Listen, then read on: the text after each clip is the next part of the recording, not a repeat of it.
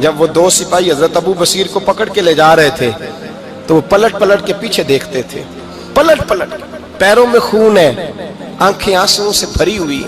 فرماتے ہیں جب وہ پلٹ رہے تھے تو مدینے کی گلیاں بھی رو رہی تھی۔ میرے نبی پاک جب وہ آنکھوں سے اوجھل ہو گئے تو حضور بیٹھ گئے زمین پہ، نبی پاک نے رونا شروع کر دیا۔ فرمایا اللہ تو نے اس شخص کی مدد فرمانی ہے، اس پر کرم کرنا ہے، اللہ اس کا خیال فرمانا، اس کے لیے دعا کی، حضور روئے۔ حضرت ابو بصیر باہر نکلے تو وہ جو کافر تھے نا وہ کہنے لگے تو بڑا بنتا تھا ان کا، انہوں نے تجھے رکھا نہیں، تجھے رکھا بھی نہیں۔ تو حضرت ابو بصیر نے تھپڑ مارا منہ پہ، کہنے لگے میں وہ نہیں جو تھوڑی سی بات سے بدل جاؤں، ایمان یقین اور استقامت کی دولت ملی ہوئی ہے۔ آپ فرمانے لگے میرا تو ایمان اور پختہ ہو گیا ہے کہ میرا نبی اپنے وعدوں کا بڑا پابند ہے، میرا رسول اپنے وعدوں کا بڑا پابند ہے۔ حضرت ابو بصیر کہتے ہیں مدینے کی سرحد گزر گئی تو میں نے کھینچی تلوار ان میں سے ایک سپاہی، اب آؤ میرے مقابلے میں جس نے آنا ہے۔ ایک کو مارا، دوسرا بھاگ گیا۔ فرماتے اب میں مکے جا نہیں سکتا تھا، جاؤں گا تو وہ زیادہ ماریں گے، مدینے حضور نے قبول نہ فرمایا۔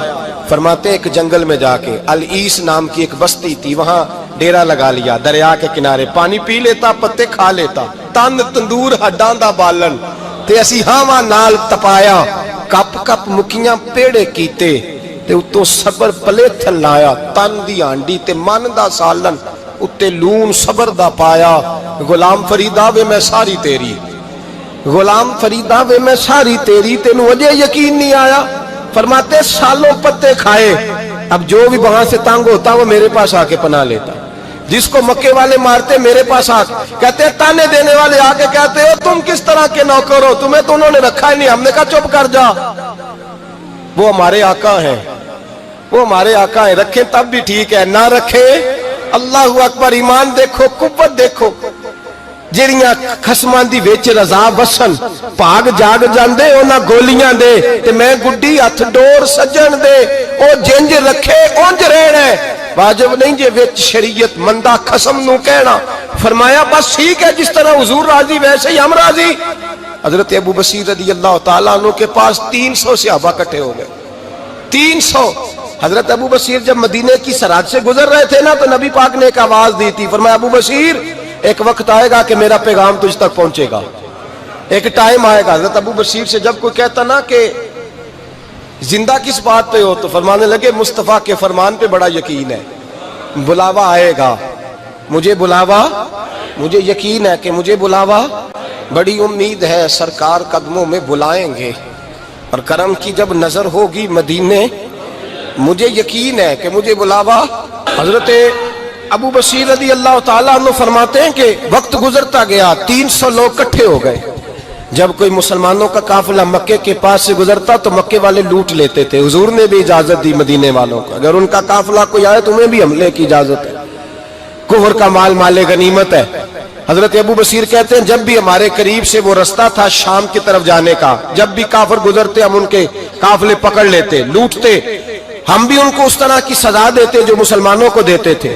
فرماتے ان کا جینا محال ہو گیا، ہاتھ باندھ کے نبی پاک کی بارگاہ میں گئے، کہنے لگے یہ شرک ختم فرما دیں اور آپ ان کو بلا لیں، بلا لیں۔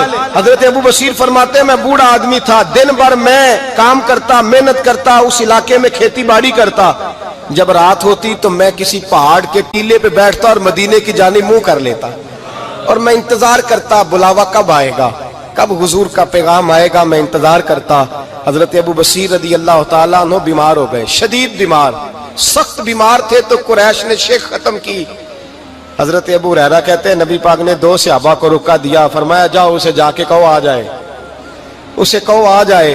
صحابہ کہتے ہیں ہم پہنچے تو ان کا آخری وقت چل رہا تھا، آخری ہجکیاں تھیں، ایمان اور یقین دیکھو، آخری ہجکیاں۔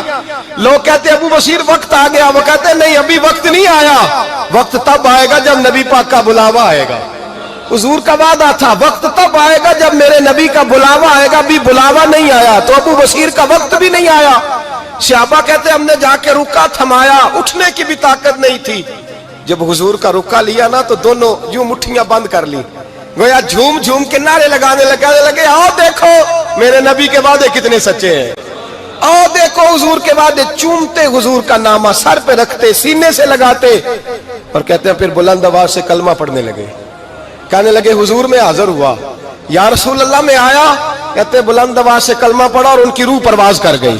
ان کی روح پرواز کر گئی. نبی رحمت صلی اللہ علیہ وسلم کے غلاموں کا یقین، اعتماد اتنے اعلیٰ درجے کا. کمزور مسلمان، دائیں بائیں دیکھتا مسلمان، کفر کے وعدوں پر اعتبار کرتا، یہودی عیسائی اور سکھ کے وعدوں پر اعتبار کرتا، دنیا دار ٹھگ اور چور کے وعدوں پر اعتبار کرتا، یہ رب کریم کے وعدے پر اعتبار نہیں کرتا. یہ اللہ رسول کے ساتھ اپنی توجہ کو مبذول نہیں کرتا. میرے رسول کریم سید عالم صلی اللہ علیہ وسلم کے غلاموں نے اعتماد کر کے، یقین کر کے ہمیں بتلایا ہے کہ جب تیرے پاس یقین کی دولت ہوتی ہے پھر تو دنیا کا طاقتور آدمی ہوتا ہے. جب تیرے پاس ایمان کی قوت ہوتی ہے تو دنیا کا سب سے مضبوط شخص ہوتا ہے. اپنے آپ کو مضبوط کریں، اپنے اندر ایمان کی توانائی پیدا کریں. یہ جھوٹے وعدوں پر، جھوٹی تسلیوں پہ اپنے آپ کو زندہ نہ رکھیں.